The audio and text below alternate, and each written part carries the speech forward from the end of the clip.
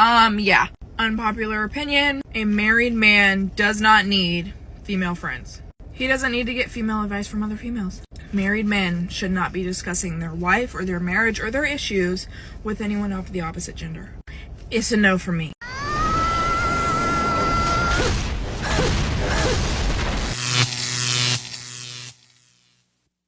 Welcome to The Wall. Today, we will see how a woman gives us the 3 reasons why the divorce rate lost by women is at 80% and up to 90% if they are professionals. We will also see a woman saying that men are lazy when it comes to finalizing a divorce. We invite you to smash that like button, support the movement, and subscribe to the channel. That's the only contribution we ask of you, man. Add your grain of sand to the movement, share your experiences in the comments for any man who might need it. And without further ado, let's get started. Yeah. Unpopular opinion, a married man does not need. She's 100% right. That is why I cheated on my ex-wife. I confided with another woman about my marital problems. And there's a lesson here for both men and women. Hear me out. First off, no one gets married to fail. And we all know communication is important in a marriage or any relationship. But you know what no one ever talks about? Listening. Listening is just as important, if not more important, because the other person feels, finally, I've been heard, and the other person understands. Now, ladies, when it comes to communication, you are at a level 10. Most men are at a 2, because no one in our entire lives ever taught us how to share our feelings. No one ever bothered to care to ask us. So that is why you'll see most men punch walls or yell, because there's so much emotion, we don't know how to translate that into words. So bear with us and be patient with your husband. Have this conversation early on in your marriage. Because when a man is trying to communicate with his wife a problem at home, he usually is retaliated. Well, what about me? What about me? You do this and that and that. We don't feel heard. And again, it goes both ways. I get that. So I tell people now, if you have problems like this at home, go to a marriage counselor, go see a therapist. Don't confide to other people, especially family. That's a whole other problem. But just be patient with us, ladies. Listen to what we have to say. Because from the man's standpoint, he finally meets somebody who finally is just listening to him. It's not about sex. It's nothing about that she's younger. It's just somebody finally listened to him. Because his entire life, he's never had an audience. So just understand that from a man's perspective. I'm not condoning it, of course. I'm just sharing perspective so everybody can learn from this mistake. And again, she's 100% right. Do not confide your marital problems with anybody else outside your marriage. A long time ago, I heard a video by Kevin Samuels, rest in peace, saying that a man shouldn't be opening up his feelings in front of a woman. I completely agree with this. If you show weakness to a woman who, from her most primitive state, desires a strong man, she loses respect and admiration for you. You also have to keep in mind that if you tell your weaknesses to someone who might exploit and abuse them against you tomorrow, you remain in a permanent state of weakness. Another thing is, you don't wash your dirty laundry outside your house. We always say that a woman's worst enemy is another woman. Women compete all the time. That's why you hear women say, I don't have friends. The woman who tells everything her husband does to her friend almost always loses him. But there are also men like this. I believe almost all men approach a woman with some intention, especially if she is their type. Some men use this as an excuse, but I'll tell you something. Never share your personal matters. There are fake friends who might be interested in your woman and are waiting to hear things from you. If you need help with something, see a private therapist so no one knows, make a private post on Reddit, ask ChatGPT, go to a priest and say, I have sinned, Father, to seek advice. It doesn't necessarily have to be someone close. I also agree that it shouldn't be family. There are other ways. Remember, nobody wants a weak man. Your moments of weakness don't have to be public among the group of people around you. So 80 to 90% of all divorces are women leaving men. Unpack that for us. I looked up the research and it's 70% of women that are initiating divorce. Would you work at a company that only had a 30% retention rate for their employees? 70% of the employees are leaving the company? Would you think, oh man, these employees suck? Or would you think, what the hell's wrong with that employer that they can't keep any employees? So then I put my researcher cap on and I read a lot of articles from psychologists who are doing all this marriage counseling to see what's really going on. And hands down, The women are mad. They feel tricked. They get into this marriage thinking that they're going to have a partner and they're going to have support. And the three biggest reasons that women are walking away from marriage is, number one, their partner isn't emotionally intelligent and doesn't know how to emotionally connect. So there's no actual friendship between the husband and the wife. Number two, the women are carrying all of the mental load and emotional labor for the entire family, and it's exhausting. And number three, they're just not accepting abuse anymore. And abuse is defined as someone who tries to control you, manipulate you, or neglect you. And the statistics show that 50% of women, once they get divorced, don't remarry. They're done. But 70% of men will remarry. Because studies also show that marriage is much more beneficial for men. They live longer, and they're able to make more money in their jobs because someone's holding things down at the home fort. And marriage is not beneficial for women, and tend to rely on women to do all of the household labor, to do all of the mental load of making doctor's appointments, purchasing the things for the house, doing the cooking, the cleaning, and that the women are carrying the emotional labor as well. Meaning they're always trying to initiate connection and help regulate everybody's emotions better. I'll also add that only 27% of women say that they regret getting a divorce, whereas 39% of men say they regret getting a divorce. So the institution just isn't working for women much anymore. And so much of that has to do with the fact that men are struggling to regulate their emotions, to be emotionally intelligent, and to know how to emotionally connect with a woman, especially around the area of having empathy. So that's my interpretation of the statistics. What's yours? Cocaine is a hell of a drug. This is my interpretation. Women have trouble committing to something. We all know before getting married that women are the ones who least keep their word. They say one thing now, and minutes later, they change their minds. Another thing is that responsibility is like kryptonite to women, whether it be family or business. Why do you think women are rarely in high-stress positions? It's because they tend to get exhausted or break down. Why do you think there are so few female CEOs of large companies? They can't handle the travel, the long work hours, and the hormonal changes that can cause sudden mood swings. The pressure often leads them to need therapy or become depressed. That's why businesswomen are the ones who go to therapy the most. Women get married for a lifestyle, and some women struggle to move from the infatuation stage to the responsibility stage. What do I mean by this? When they are in the infatuation stage, it's all about trips, dates, and all the romantic things in a relationship where everything is rosy. The responsibility stage is about growing your family's economy, taking care of the kids, maintaining the house, and doing some chores. Don't buy into the story that all women do all the household tasks. Another thing is that women get bored more easily. As soon as monotony sets into the relationship, you hear them say, "I deserve to be happy."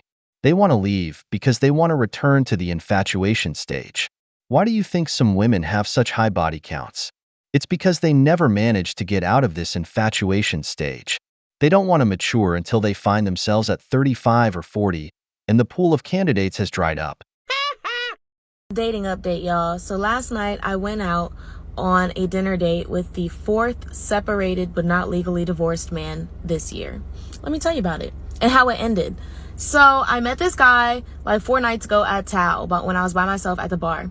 And he's cool because whenever I decide I'm going to go on a date with somebody or entertain them, it's because we somehow connect mentally. So we talking about like just different things, business and like being black because he's from the UK. So like how is it different in the UK versus America? You know, we connected on that vibe. And he asked me to dinner and I was like, oh yeah, sure, I'll go to dinner with you. Sure. And look at me getting an accent now. But anyway, so we go to dinner and during conversation, he reveals that he too, like the previous guys, like Persuasion Bay, like Miami Bay, like the other Bay before I even started this Bay saga, that he also was separated but not legally divorced. And like for some reason or another, because there's always a variation of the same reason why guys do this, but I tried to explain to him my logic, and basically you need to free yourself. You need to free your wife. You need to free, because personally me, again, I speak a lot on like my marriage and divorce situation and experience, but I did not really reach my peak of like personal power until after I went through that divorce, because it really forces you to get out on your own and learn like, oh my gosh, like what am I capable of without this partner? So if you are still locked in, like, bro, like your mentality, yeah, you might be fucking other people, but you're still like life partnering with this person legally. Like, bro, stop playing. Like, guys try to act like, no, bro, stop playing. So anyway, he sent me this text today. Hey, it's funny because I probably won't hear from you again, but I've learned a lesson for sure. You're right, and I need to go through the process and be free. Filing for a divorce when I get back. Thank you. And because he said he's leaving, going back to the UK tomorrow. I'm like, oh crap. I said, I told you I like to cultivate relationships. I'm not going to ghost you, but in seriousness, I'm happy that you feel that way. Free yourself and live fully. See, I'm a good person. And then he said, yeah, definitely going to do that. Woke up this morning with a different outlook on it all. So thanks. I appreciate your honesty too. It's refreshing. If I didn't talk it out loud with you yesterday, I doubt that would have happened. Everyone's always told me the opposite. And then he left me a voice message, but I haven't listened to it yet. But it's just like, someone's got to say it. You got to free yourself. If that's not the, if y'all not like polyamorous or polygamous or like that's not your flow, you need to be free so you can do what you want to do. I agree with some things and disagree with others. Here's my personal point of view. I don't like getting into more problems. I prefer to solve the ones I already have. Now, why do I disagree with everything? Because life can be complicated. Maybe that man did his part in the relationship's grief, but you don't know how long this divorce is taking. Some divorces take 1 to 2 years because the woman is being difficult, or it's a strategy by the lawyer to make more money. I don't know, but life is unpredictable. Maybe this man has already taken time to heal, which for me is 3 months, to start fixing his life. Then life presents him with an opportunity with this wonderful woman. If you're not a Chad or the type who attracts many women, it's possible that if you let this opportunity pass because you're not yet divorced, it may never come again. Or when you return, this woman might be in a relationship. This man did nothing wrong. He put everything clearly on the table because he was interested. Why isn't honesty rewarded? He didn't deceive anyone. He told you what you were getting into. He also didn't ask you to get married. It could simply be dating. So, for me, he's a man of value because he was honest. But let's see the opinion of another woman. Life partnering with this person legally. Like, bro, stop. Go watch the whole video. It's a good video.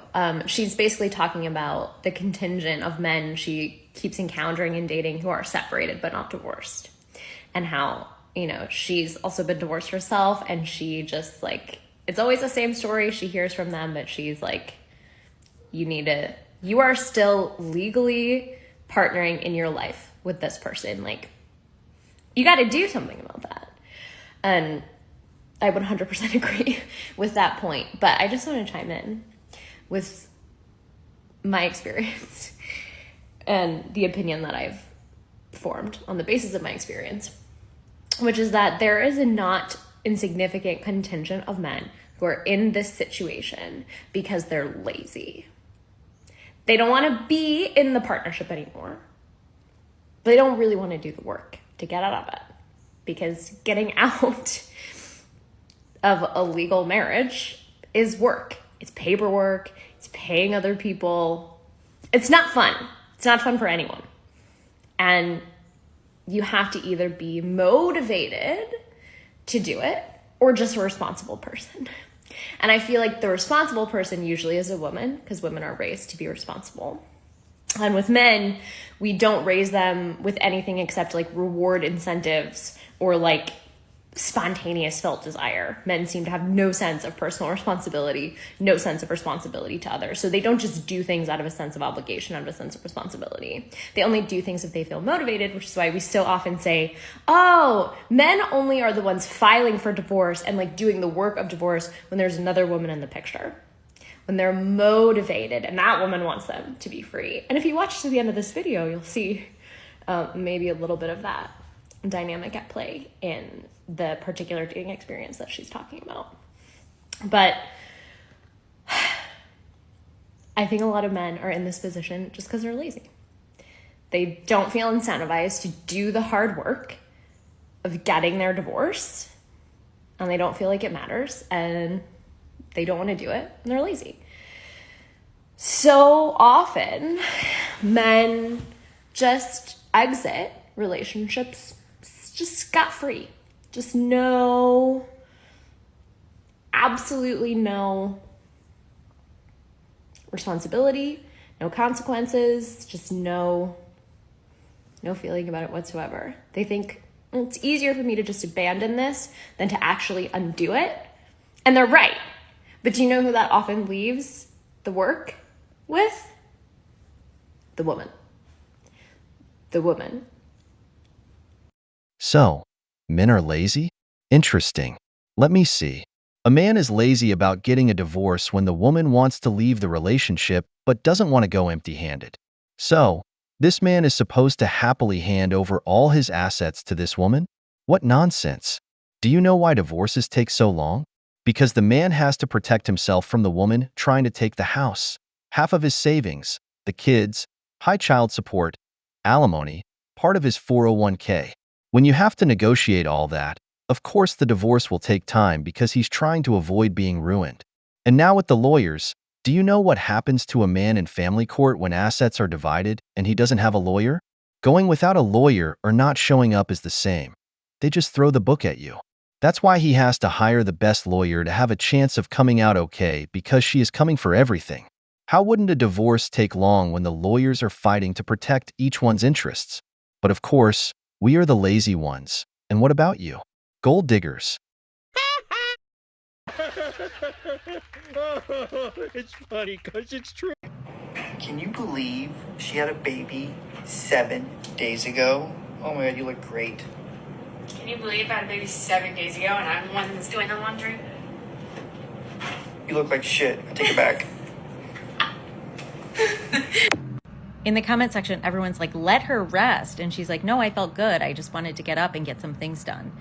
I'm not saying this is the case here, but it's a really good example of why taking full responsibility for a task is really important. While she was resting, she was thinking about what things needed to get done, which is why she got up and started doing them in the first place. Either she was responsible for the laundry getting done, or the division of labor was not clear in the household. And when the division of labor is not clear in a household, it's on someone's mental load.